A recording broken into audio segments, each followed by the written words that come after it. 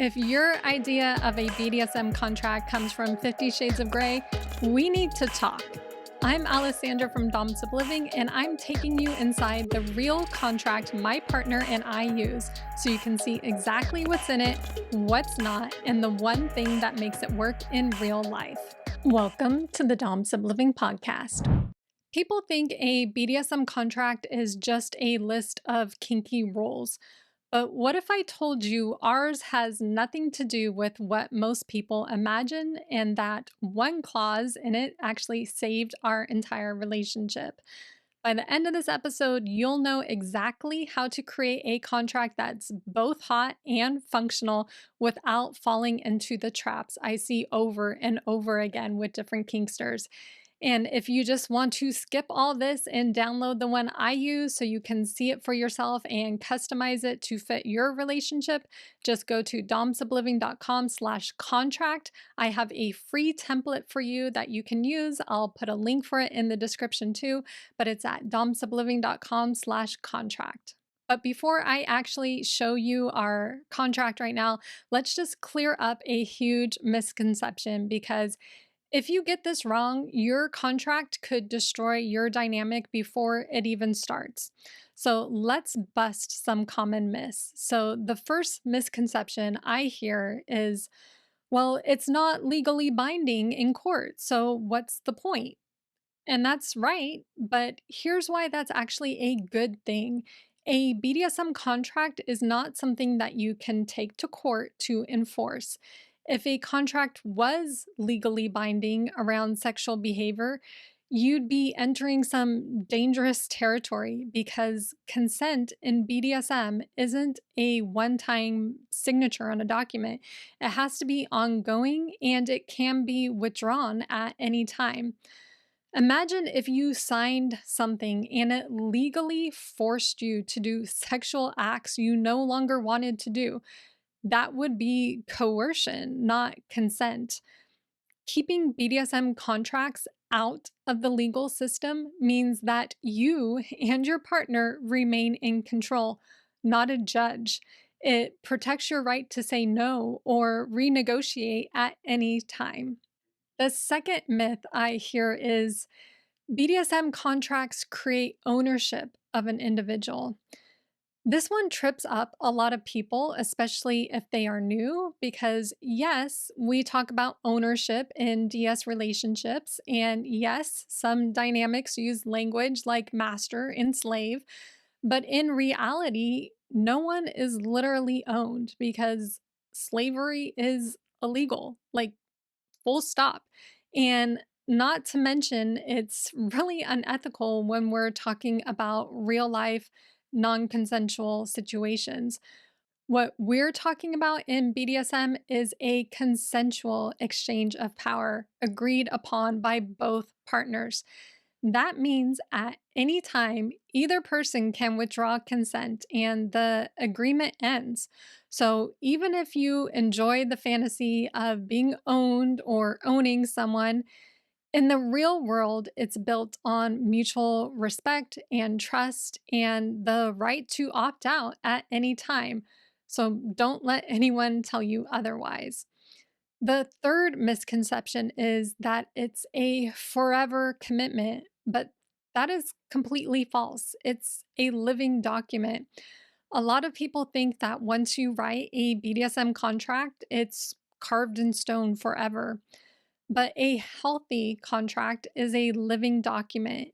It should evolve as you and your partner evolve. Maybe when you started, you wanted 5 daily rituals, but a year later, you realize that 2 of them, feel forced and don't serve you anymore. Or maybe you discover a new kink you want to explore and add that to your agreement. Life changes, work, schedules, health, energy, relationship needs, those all change, and your contract should be able to adapt right along with you. That's why me and my Dom treat ours as something we can revisit and update, and we can completely rewrite it if we need to. That kind of flexibility is what keeps it relevant and exciting instead of turning it into a dusty list of rules that you keep in your nightstand drawer and barely follow anymore. Because if you're writing rules for your dynamic, shouldn't they be flexible enough to grow with you? When we first started, we thought the contract had to be super strict and include everything, including what I ate, even.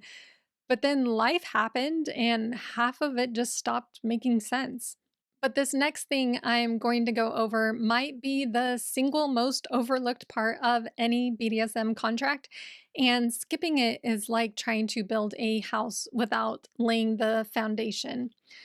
The very first section of our contract, before we even get to rules, limits, and protocols, is what we kind of call the preamble or the intention statement.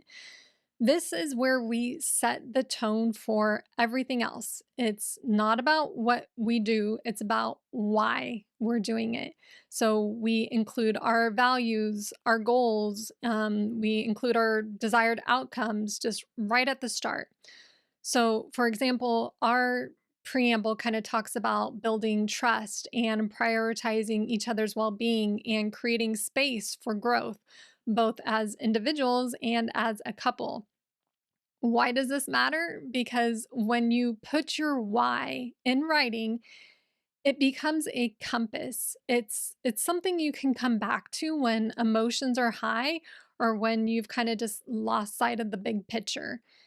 And believe me, there's going to be times when it gets hard and you're going to want to quit, so you need to know your why. And I'll give you a personal example for exactly that. So, we had a disagreement early on in our dynamic where I was ready to tear the whole contract in half because, not gonna lie, I had actually done that before. But this time, before I ripped it up, I reread our preamble, our intention statement out loud.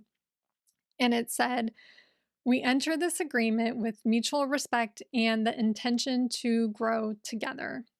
And in that moment, it reminded me that I wasn't here to win a fight.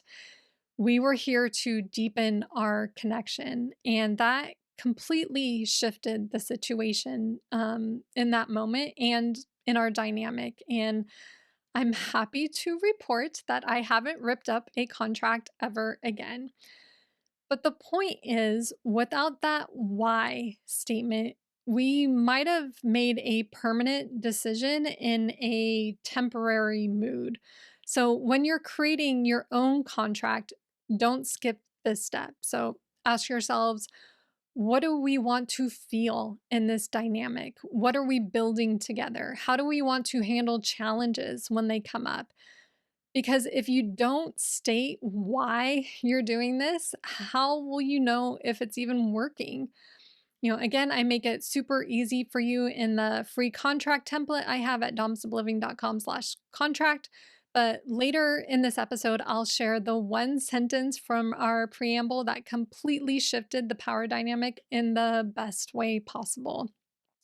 Now, the next section of our contract has our roles, our titles, and our limits. This is what I like to call the meat of the contract, the part most people immediately think of when they picture a BDSM agreement.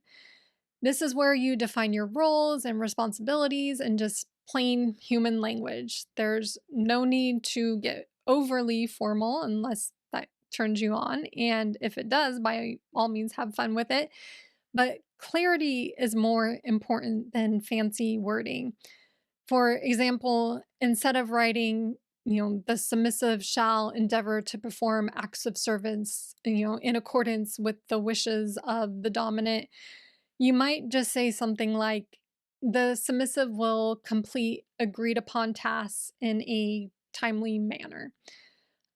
Titles are another part of this section. We use ours kind of selectively because for us, titles are about setting a tone, not just filling a space in a document. And they also change according to our mood or situation. I might be in a little space and call him daddy, or we might be doing some some, high protocol kink. And then in that case, I usually call him sir.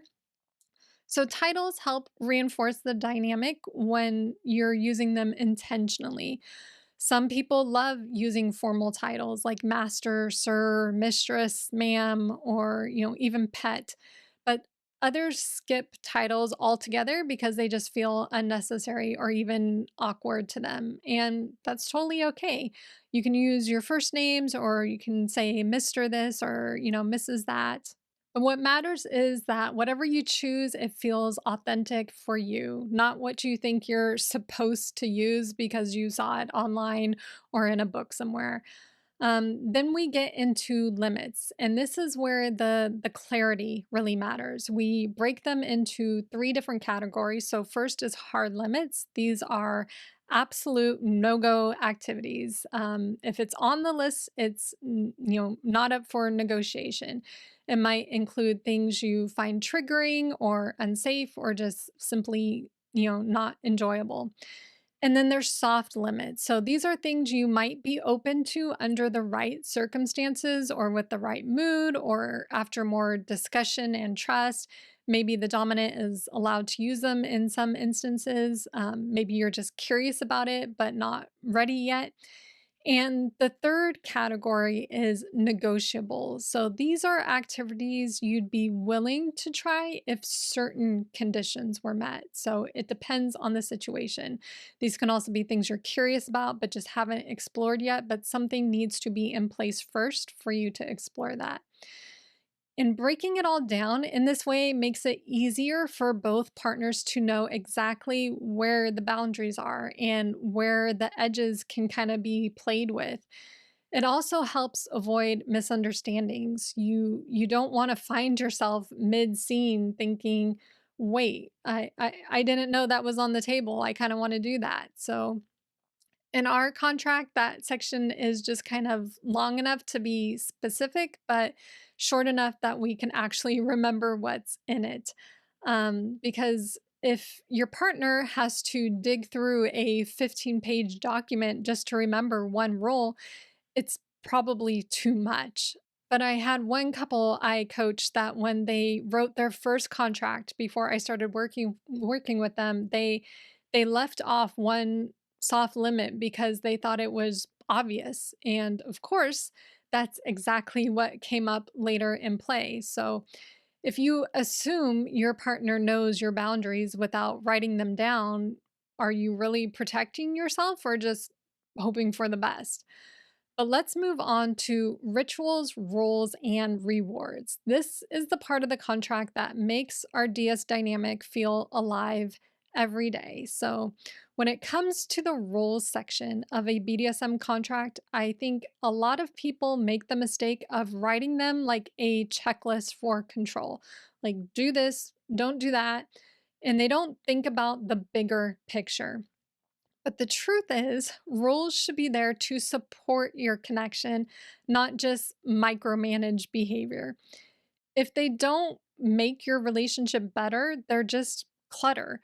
So, a good rule or ritual should either make you feel closer, make you feel more secure in your dynamic, or just enhance the pleasure that both of you get out of it.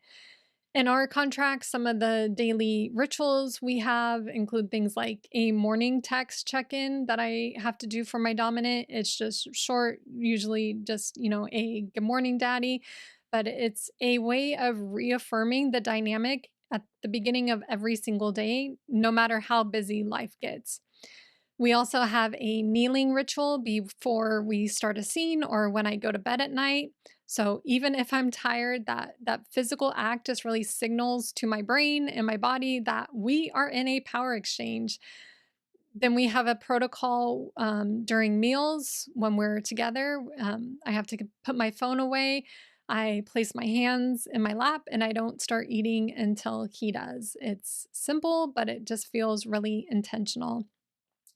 Now, rewards are a whole different conversation. A lot of people think rewards always mean physical treats or sexual favors, but not all submissives want or even like that. Sometimes the most powerful reward is just verbal praise or a special privilege or even a little unexpected act of service from the dominant. The best rewards are the ones that actually mean something to the person receiving them. For me, one of the smallest daily rituals in our contract has become my absolute favorite part of the dynamic, even more than scenes sometimes. But every night before bed, no matter what's going on, my dominant will tuck me in after I've kneeled and he's given me permission to get into bed. Sometimes it's just, super quick and sweet, and sometimes we're laughing and teasing each other, but that moment where he tucks me in always just makes me feel cared for and connected. It's not flashy, it's not some elaborate scene, but that ritual just really grounds me and I look forward to it a lot of times more than anything else in the contract. So when you're creating your own rules and rituals, think about this. Are they deepening your connection? Are they reinforcing your dynamic? Or are they just there to fill up space? Because if they're not making your lives better, they probably don't belong in your contract. Okay, now let's move on to check ins and amendments and conflict resolution. This section of the contract is what prevents resentment. It includes any scheduled check-ins, so we do ours weekly, but you can also do monthly check-ins if you want a bigger one. It also includes how to make amendments to the contract so you don't have a lot of drama coming up. And then there is a conflict resolution clause. So, this is what we agreed would happen if emotions run high. We had one fight where I wanted to completely end our dynamic, and the conflict resolution clause is literally the only reason we didn't. This can include things like having to journal first, sleeping on it and talking about it the next day, even going to a kink friendly therapist or coach. Because when emotions are high, would you rather be reacting or following the written plan that you agreed to when you were both calm?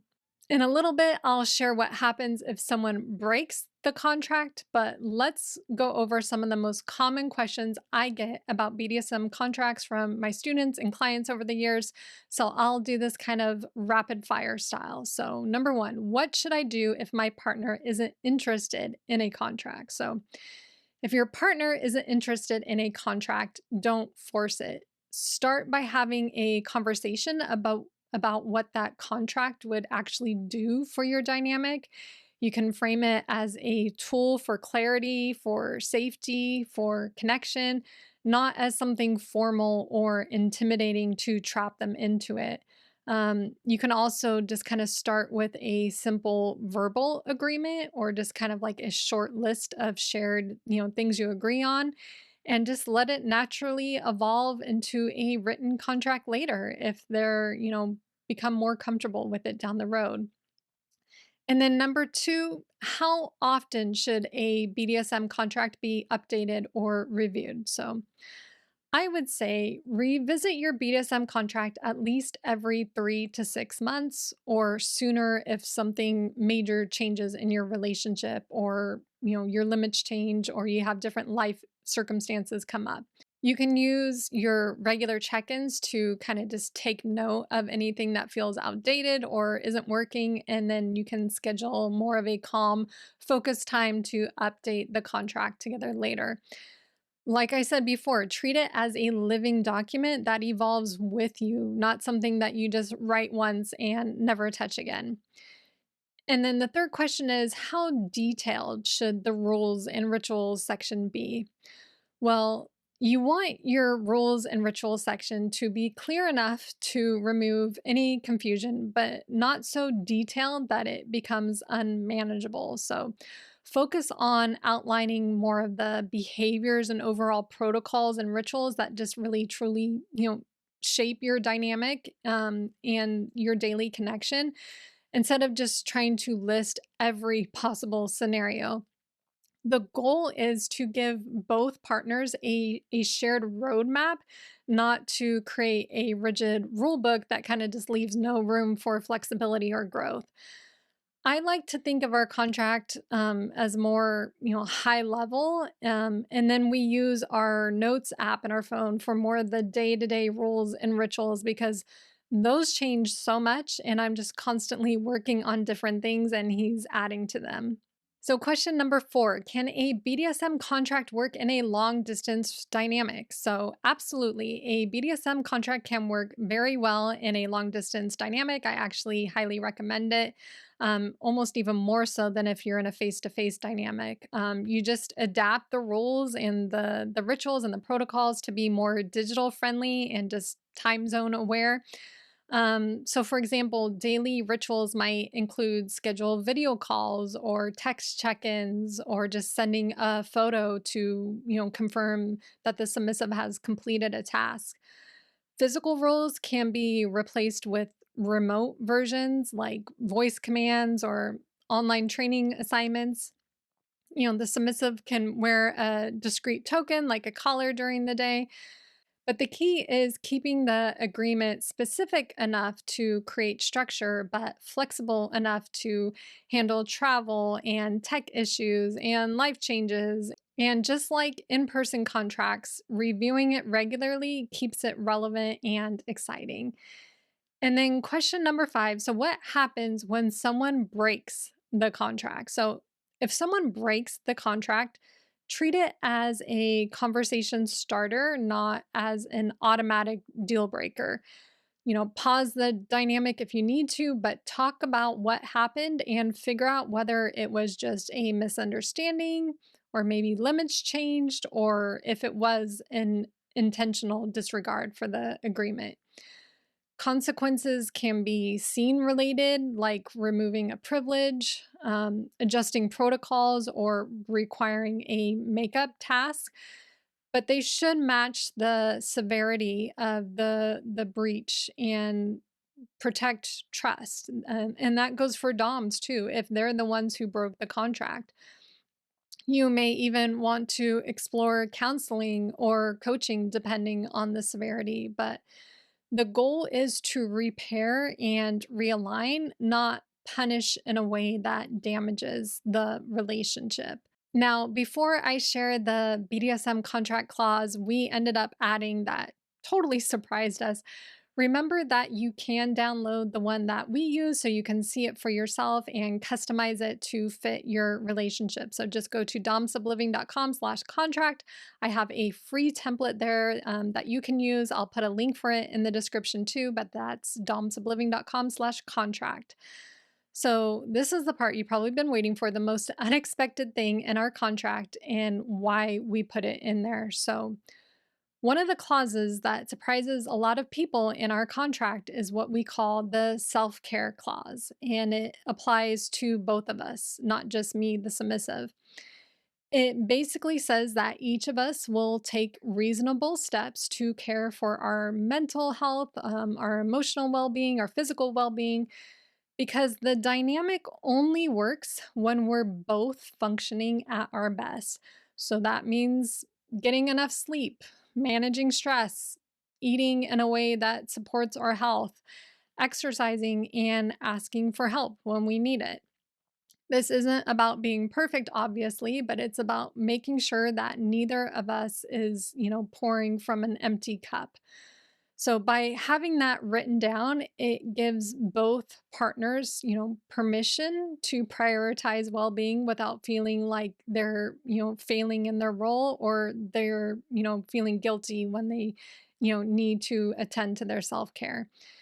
And honestly, this one clause has just really saved us from pushing through scenes or protocols that would have just really left one of us resentful or run down. And we did put a sentence for all of that in our intention statement in our contract at the very beginning because if we can't be the best we can as human beings, how are we going to be the best we can in our Dom sub roles? Because if your contract can't handle real life, is it really serving you? So that is what is inside our BDSM contract. And I would love to know what's the most important thing you would put in your contract. Comment below or message me on social media. I'd love to hear your ideas. And if you want to create your own BDSM contract, remember I have that free template. The link is in the description. And be sure to subscribe because in our next episode, we're diving into even more mistakes people make in BDSM and the tips on how to avoid them. So you don't want to miss it. And until next time, keep embracing your power and pleasure through Doms of Living.